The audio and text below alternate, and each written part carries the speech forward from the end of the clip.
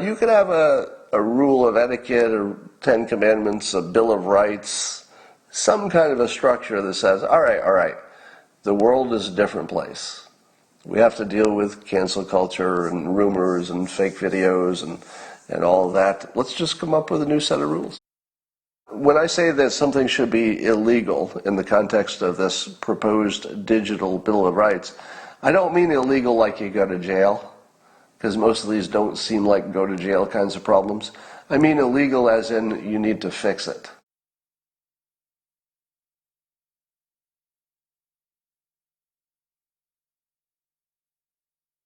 All right, here's my big thought for the day. When the original Constitution was written and the Bill of Rights, we were a primitive society. The founders of the Constitution were literally pooping into holes in the ground and trying to create a system for all time.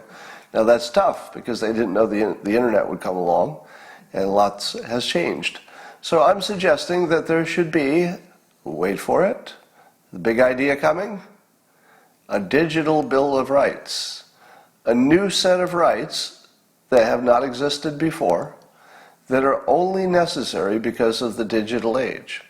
Now I'm going to read you my first draft of things that would at least be considered. So don't assume that everything that I say needs to be on a Bill of Rights, a digital Bill of Rights, but assume it could be in the conversation. And I'll just run through them quickly so we don't, spend too much time on any one. And some of these are designed to be provocative, all right?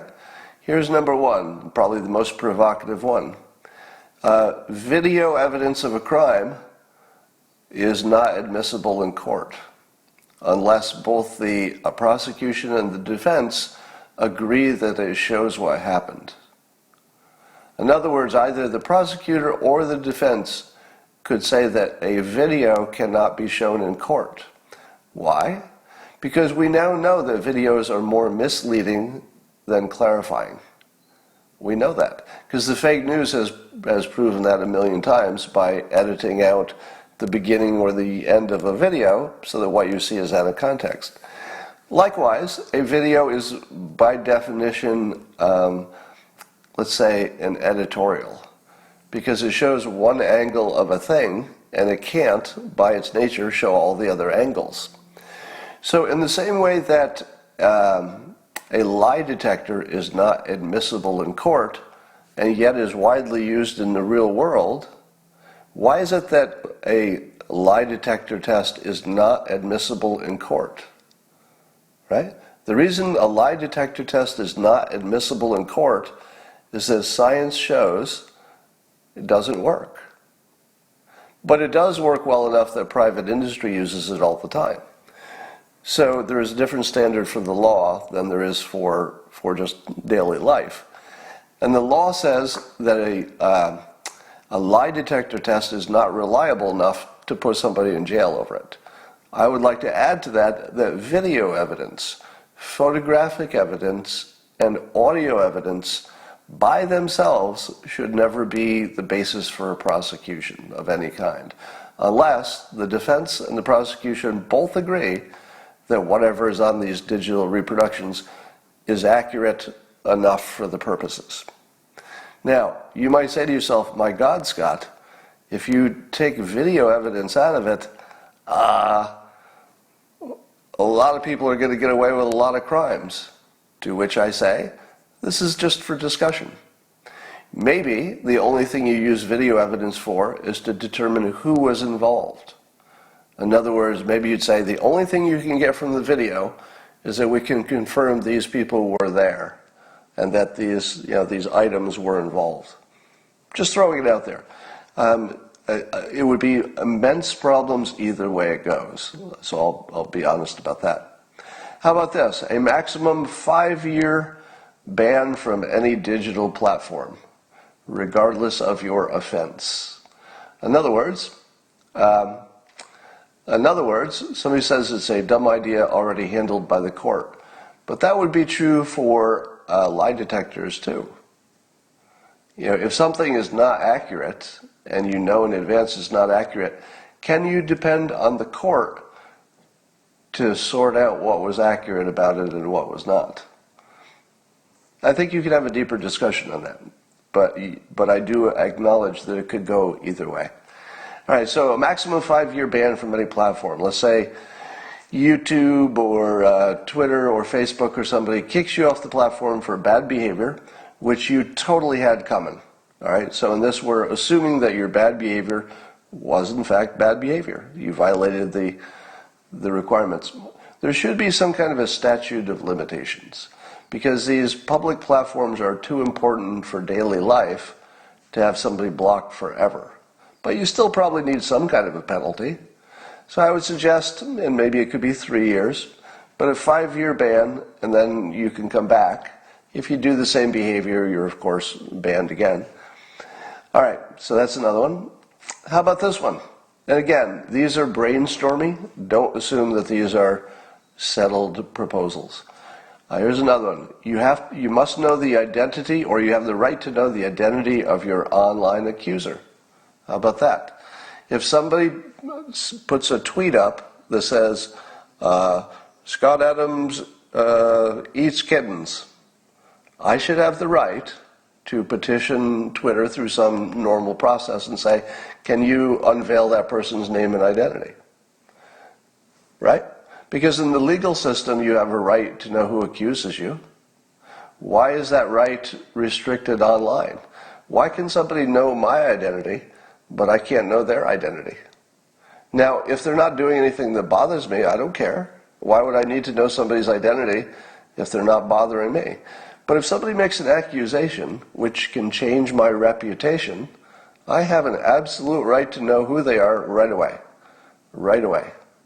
And I should be able to just send that tweet to some kind of decision-making body and say, hey, is this person talking about me? Because if they are, I would like them unmasked. Now, of course, this causes other problems, blah, blah, blah, blah, blah. I'm just putting these out here for discussion. How about this one? 48-hour rule for clarification. So this wouldn't be a law per se, but just a standard. That if somebody puts something online and somebody says, hey, that thing online, what about that thing online that you did? You have 48 hours to say, no, you're taking it wrong. It doesn't mean that, it means this. And we should accept the clarification, because it doesn't make sense to believe a stranger's opinion of what your opinion is over me telling you my opinion. I'm the only one who should have the right to tell you my opinion. How about this one? No guilt by digital association. Nobody can be guilty by digital association. What I mean by that is if you have a photograph standing next to the worst person in the world, we just ignore it. Because simply standing next to or having your photo taken with the worst person in the world doesn't make you a bad person. Likewise, if you're following somebody online who is a terrible person, that doesn't make you a bad person. If you retweet their content, that doesn't make you like the person you retweeted. We should have a complete right to not be branded by association, no matter that association, so long as it is legal. How about this one? This one will be really controversial, and it makes sense today. How about you cannot be blamed or lose your job for, let's say, anything you said under an anonymous context. If somebody later finds out your real identity, and you would have been in trouble for saying that under your real identity, but you didn't, you intentionally said something that you knew would get you in trouble, and you did it intentionally anonymously, let's say you used an anonymous account, but later somebody uncovered it, that can never be used to penalize you. In other words, you can't lose your job because you said something inappropriate under an alias. Now, I suppose if you're threatening somebody's life or it's a crime, that's different. So I'm not talking about a crime. I'm talking about really unpleasant things. And here's the reasoning for that. I believe everybody says things that would get them canceled privately. Privately, everybody says things that would get them canceled. Let me say it again. Privately, if you think nobody's listening, everybody says things that would get them canceled. I make it an absolute so you can think, oh, there must be, I'm sure there's a Puritan somewhere who doesn't do that. Okay, yeah, not everybody, but you know what I mean. It's just not a standard that we should have in this world. Likewise, you should not be blamed for any digital reproduction of something that happened over 20 years ago. You could argue about the 20-year part, but I think we should just ignore that photo from your yearbook that's embarrassing, that video from 20 years ago, the audio from 20 years ago. Just if it's 20 years ago, forget it. That's my standard. Likewise, you should not be canceled today for something that you did in the past that would not have gotten you canceled in the past. So you should not be punished today because of something your digital ghost did. When I say digital ghost, I mean your past doesn't exist. You exist now, and you probably will exist in the future, but your past doesn't exist. Like, you can't grab a handful of the past. It's not a thing anymore. So, canceling somebody for what they did in their digital ghost past, when they didn't get canceled in the past, because in those days that wasn't cancelable, that should never, ever cancel your real life body that's living today because your digital ghost did something that was fine 20 years ago. 20 years ago, nobody raised an eyebrow about it. That doesn't mean it's right. It just means you shouldn't be canceled for something that basically a digital ghost did. All right, how about this? You do not need to respond. This would be more like just a standard of behavior. You do not need to respond to misrepresentations of your opinion online, let's say. You can simply just note them as misrepresentations. Now, how useful would that be to you? It's kind of useful, isn't it? Because as soon as you get into a debate about, I didn't say that, yes you did, I didn't say that, well you said this other thing, I didn't say that, you can never really win with the people who are misrepresenting you. You think you can, because it seems so seductive. It's like, well, you've misrepresented me, watch me fix this just by putting up my actual opinion. And then people can see my actual opinion from me, they can see how you misrepresented me, and then I'm all good, right? Has never worked in the history of humanity. It just doesn't work. You can't make a misinterpreter stop misinterpreting. They'll just re-misinterpret you. It's an infinite loop. So instead, you should just be able to say, misrepresentation, move on. And anybody who sees that the person that they're talking about has labeled it misrepresentation can say, well, I don't know what the real story is here, but obviously not true. Now, again, that would have lots of negative potential, abuse possibilities, but we'll just put these out here. How about no single source reporting?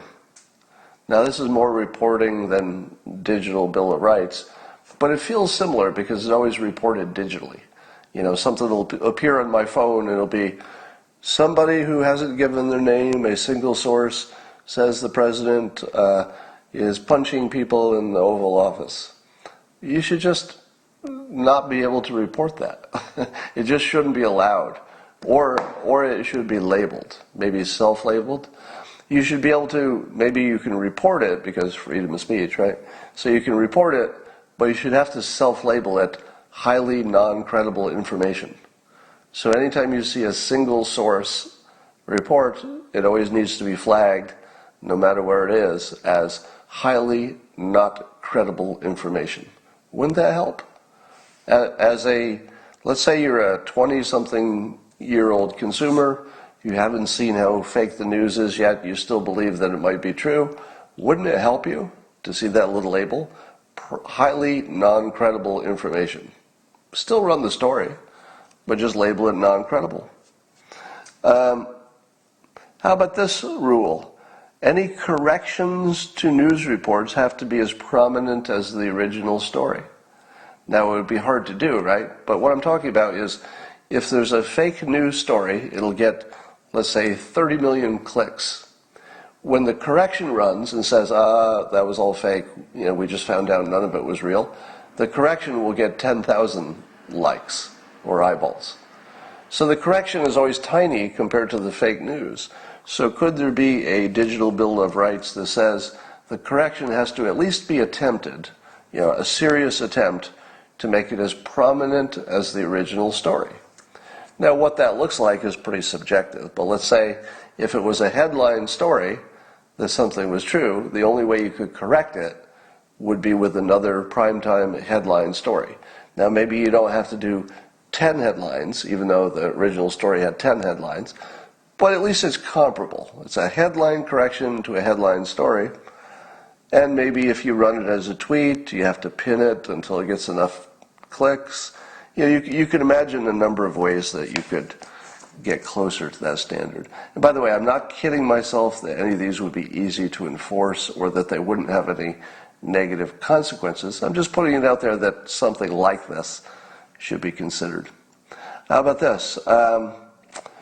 If you try to organize a boycott against any company, your own identity and where you work must be public. So even if you're on Twitter and you say, boycott that Goya food company, even if you're just a Twitter user, the only way you can do that is if someone else has access to know where you work for mutual assured destruction. I'd also like to know where you work in the future. Same reason. I don't think that people who call for boycotts against American companies should have the advantage of privacy when the target does not.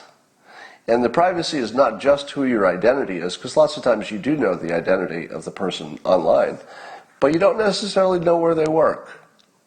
I want to know where they work. Who is paying somebody who is working to destroy another company?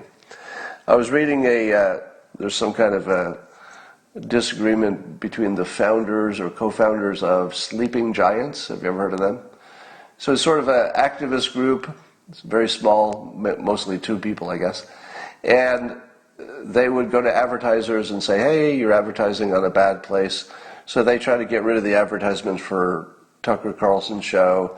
I think they succeeded in getting rid of a lot of the ads on Breitbart. So they're basically a company or a group that exists to put other groups out of business. And I'm thinking, I don't know. I feel like we should know who's putting companies out of business. Something you ought to know for boycott, at least in the boycott sense. All right. How about this? It should be illegal to show a video if you're, let's say if you're a news organization, not an individual.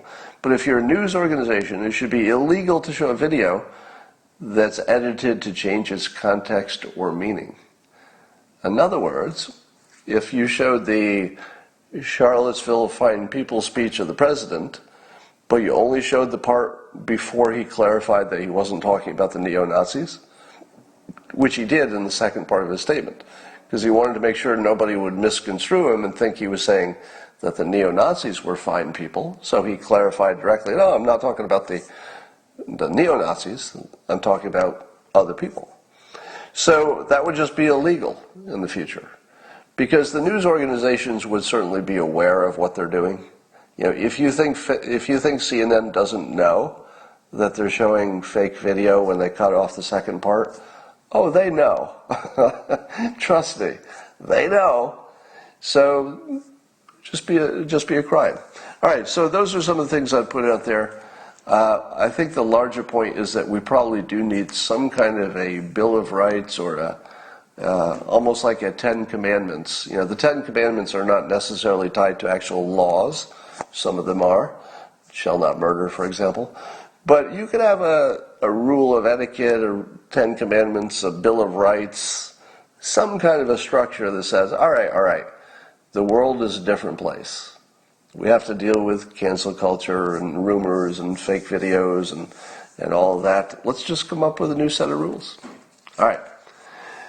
So I'm just looking at your comments on this. I see some of you liked them. I think you're perfectly right to imagine that almost everything I mentioned would be problematic. you'd have to really work through the details. Most of them probably wouldn't work, but some of them might.